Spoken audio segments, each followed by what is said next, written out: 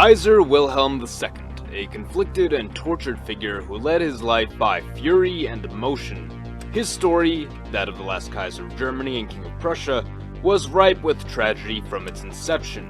Born the eldest grandson of Queen Victoria, Wilhelm was the son of Princess Victoria of Britain and Frederick William of Prussia. Wilhelm's grandmother, Queen Victoria, had sent one of her finest British physicians to ensure the birth of her grandson be carried out properly. However, Wilhelm's birth faced a complication, which led one of his arms to become paralyzed, leaving him with a withered arm 6 inches shorter than his other. From the very start, it would appear this disability had made him a bitter young man. As he grew up, it was believed that he blamed his grandmother and the British physician for his condition, instilling within him an early resentment of all things British. In fact, at the mere age of 4, when on a trip to England for a wedding, the young 4-year-old Wilhelm threatened 18-year-old Prince Albert of Britain with a toy dagger. Now, I say toy dagger, but some instances of the story indicate that it was just a miniature dagger and was in fact made of sharpened metal. Through his teenage years to his graduation from school, Wilhelm demonstrated consistent and resounding intelligence.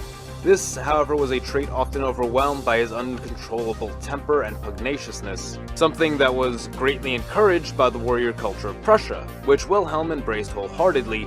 Wilhelm would come to praise and idolize his father and grandfather for their military accomplishments, but would grow to develop icy, often unpredictable ties with his English mother, who he perceived as manipulating his father, robbing him of his discipline, independence, and manhood. Believing that she was too soft a woman, often attempting to liberalize Wilhelm in the British fashion, but greater and greater his passion for Prussia grew. It soon became evident to Wilhelm that his mother and father were putting forward the interests of Britain over those of Prussia. Wilhelm's grandfather held a sense of pride in seeing the young Prussian man that Wilhelm was growing into, and appointed him to his first military position as a lieutenant. It was there that Wilhelm said in his own words that he had found the family and direction he had until that point been without. He had found his place and he had found his passion. But once again, tragedy struck. Wilhelm's father had grown ill. His wife would once again call an English doctor to take care of Frederick, but alas, the doctor's attempts were in vain. To Wilhelm, however, this cemented in him an anger and disdain that made itself clear in an outburst recorded in April of 1889, where he states it was an English doctor who had crippled him and an English doctor who killed his father, and that all of this was the fault of his English mother. In absence of his father, Otto von Bismarck began filling the role of a guiding figure and advisor to Wilhelm, but this relationship would soon sour, as the two would split on both domestic and foreign policy, Bismarck attempting to push for lasting peace with Russia, while Wilhelm rapidly sought out a war of aggression. Wilhelm had hopes of creating certain protections for the German workers, while Bismarck attempted to quash and outlaw any socialistic policies, initially himself sponsoring securities for the German workers, but eventually becoming disillusioned with the attitudes of those calling for such reforms, feeling that they were exploitative in nature. Ultimately, Wilhelm dismissed Bismarck and began running things as he saw fit, leading him to enlarge the Kriegsmarine, or the German Navy, impose dominance over foreign colonial holdings during the Moroccan crisis, and further sour ties with Britain in a time when negotiations of peace and cooperation could have been fostered and were meant to be fostered, but failed to manifest due to the bullishness of both Britain and the German Kaiser. All the while, relations with Russia continually grew colder without the renewal of the Russian Reinsurance Treaty, leading Russia to build a closer alliance with France. Before we know it, Austrian Archduke Franz Ferdinand is assassinated, Austria declares war on Serbia, Russia retaliates, Germany retaliates, Britain and France join the war, and we know what happens next. World War I spelt the end of the German Empire and the abdication of the Kaiser, who fled into a self-imposed exile in the Netherlands.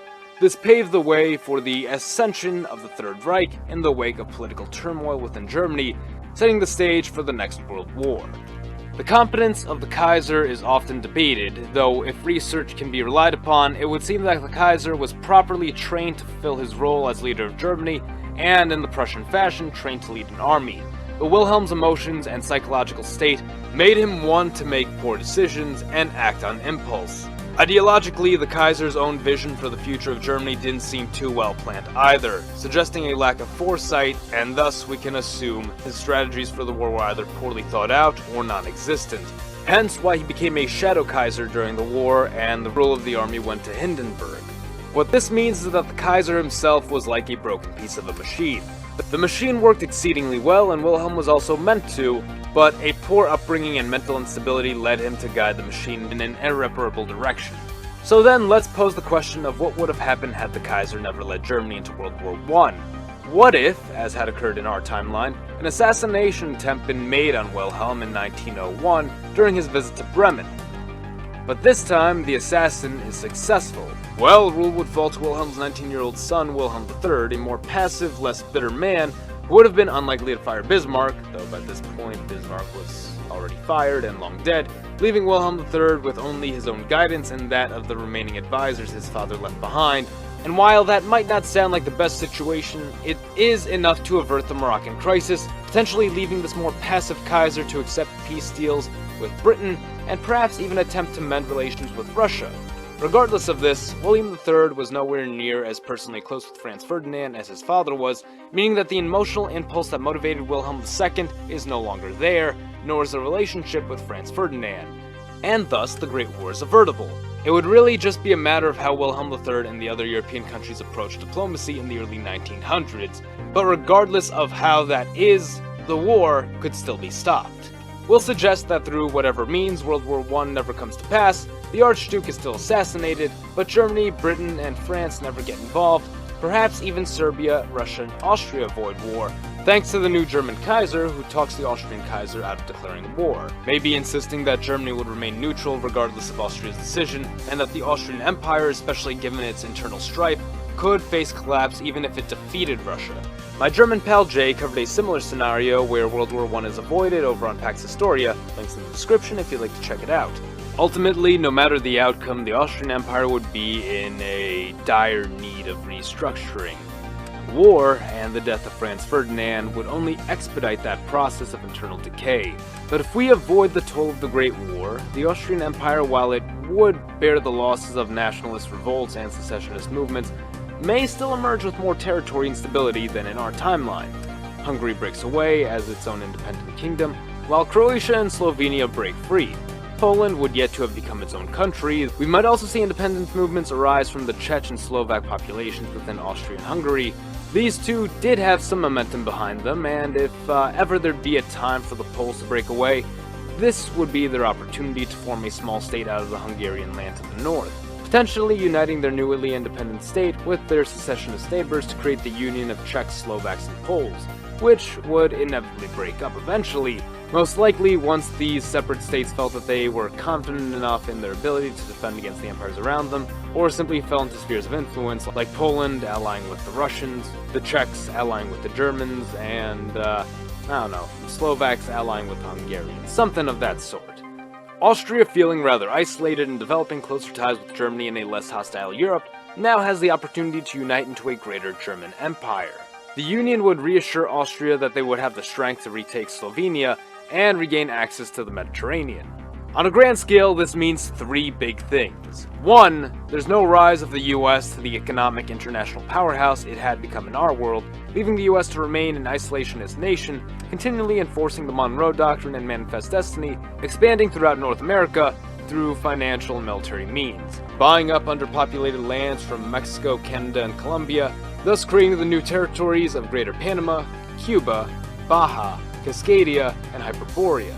Secondly, imperial decline never occurs. Africa remains a ground for continued imperial development, while German ambitions of creating a great Middle Africa colony continue, leading them to purchase up small portions of the Belgian Congo, as well as land from neighboring colonies. Since Africa was mostly occupied by the French and British, China, weakened by regime change following the end of the Qing dynasty and succumbing to infighting between the various warlords, becomes a new site for those late colonization efforts in Africa. Thus, we see Chinese land being sliced up grossly by Japan, Russia, and Germany. Thirdly, and finally, we never see the rise of the new ideologies of communism or fascism to the scale of our timeline, as Russia never pushes its population to the breaking point, and Italy really doesn't have anybody to blame for its problems anymore. And even if Mussolini did rise to power, fascism would probably remain isolated to the states of Italy, Spain, maybe Portugal, and Greece at most. Instead, we'd see an age of empires rise higher and higher, the US proving itself to be a titan in its own right, amassing a great source of resources and assets across the Americas, while Germany and Japan begin developing their own overseas colonies. The issue, of course, becomes a matter of who is the better empire and who will dominate in the end. Germany and Britain in the post-war period could develop closer ties, perhaps fulfilling Bismarck's hopes of isolating France and leaving them vulnerable to a future invasion. All the while, German and Russian relations would also finally begin to improve. In a hypothetical, distant future, we'd likely see France knocked out of this fight, leaving Germany and Britain to become rivals, while the same became of Russia and Japan in a rivalry of size versus strategy. Ultimately, history continues on as it had in the centuries prior, with the catastrophe of the World War averted. But war was indeed changing. The world powers were becoming increasingly more dangerous, and it'd only be a matter of time until that power was let loose to wreak havoc on the world, in a war to end all wars. The US of Z thanks you for watching. Support your Legion by liking the video, or join our ranks by subscribing for more. Mr. Z, out.